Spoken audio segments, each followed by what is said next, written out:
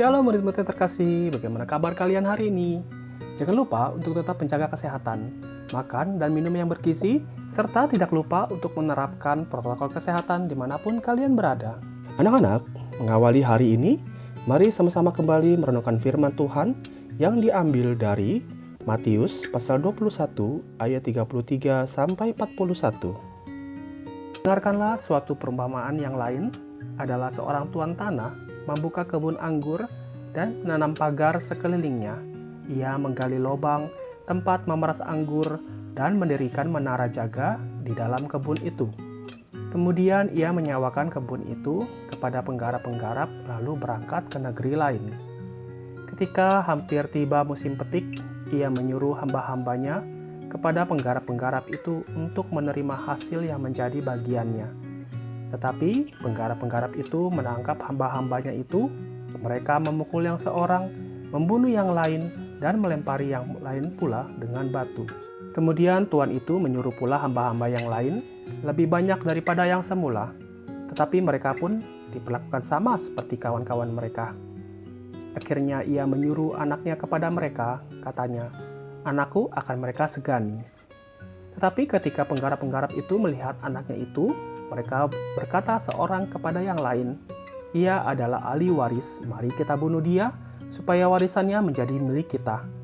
Mereka menangkapnya dan melemparkannya keluar kebun anggur itu, lalu membunuhnya.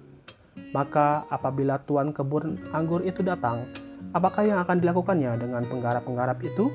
Kata mereka kepadanya, "Ia akan membinasakan orang-orang jahat itu, dan kebun anggurnya akan disewakannya kepada penggarap-penggarap lain yang akan menyerahkan hasilnya kepadanya pada waktunya."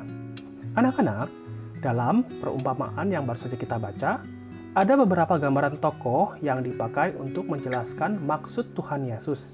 Gambaran tersebut ialah: pertama, tuan pemilik kebun anggur menggambarkan Allah sebagai pemilik umatnya. Kedua, penggarap-penggarap yang menyewa kebun anggur menggambarkan para ahli Taurat, para imam, dan orang Farisi yang mempunyai tanggung jawab untuk memelihara pertumbuhan iman umat Allah. Ketiga, hamba-hamba yang diutus menggambarkan para nabi yang diutus Allah untuk menegur para pemimpin agama agar mereka bertanggung jawab terhadap tugas yang diberikan. Keempat, anak pemilik kebun adalah gambaran Kristus sebagai anak Allah yang diutus ke dunia untuk menggambarkan keselamatan. Dan yang terakhir, yaitu kebun anggur menggambarkan umat Allah yang harus dipelihara agar bertumbuh dengan baik. Anak-anak, dalam kisah ini, para penggarap diberikan tugas dan tanggung jawab untuk mengurus kebun anggur.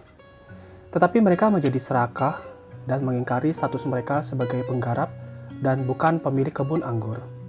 Mereka ingin menguasai kebun anggur dan seluruh hasilnya. Akibatnya, mereka membunuh hamba-hamba yang diutus oleh si tuan, sang pemilik kebun anggur. Bahkan ketika sang tuan mengutus anaknya, para penggarap itu malah membunuh sang anak dengan tujuan bisa merebut warisan yang menjadi hak anak itu. Anak-anak, perumpamaan yang disampaikan oleh Tuhan Yesus ini menyindir para pemuka agama dan orang Farisi yang melayani umat Tuhan di Bait Allah pada masa itu. Mereka dipercayakan untuk mengurus umat Tuhan agar umat Tuhan bertumbuh dan berbuah lebat.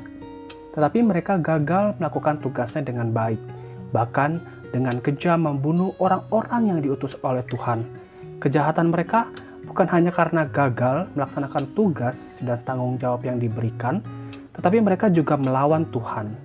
Mereka begitu membenci sang tuan pemilik kebun anggur, karena mereka ingin menguasai kebun anggur. Mereka ingin memiliki kebun anggur itu sendiri, tetapi menolak otoritas sang tuan maupun sang anak yang akan mewarisi kebun anggur tersebut. Mereka menginginkan kebun anggur tanpa adanya intervensi dan otoritas dari sang tuan. Anak-anak, di sini kita melihat betapa jahatnya para penggarap kebun anggur itu, tetapi sang tuan masih begitu bersabar dengan kejahatan mereka.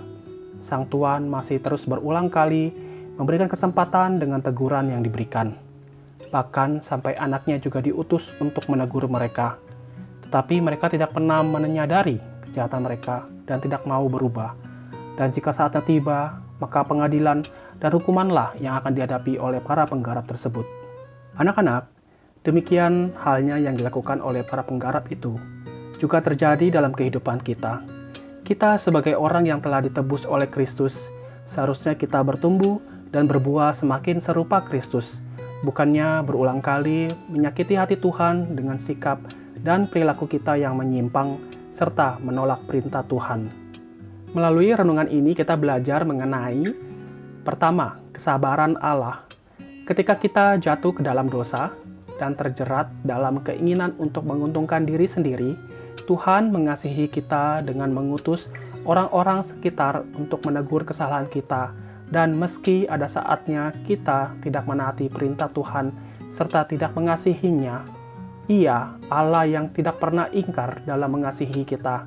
Ia sabar dan menunjukkan kasih yang sebenarnya tidak layak untuk kita terima. Kedua, kesempatan bertobat. Anak-anak, melalui renungan ini, kita diingatkan bahwa ada kesempatan yang Tuhan berikan untuk kita memperbaiki kehidupan kita.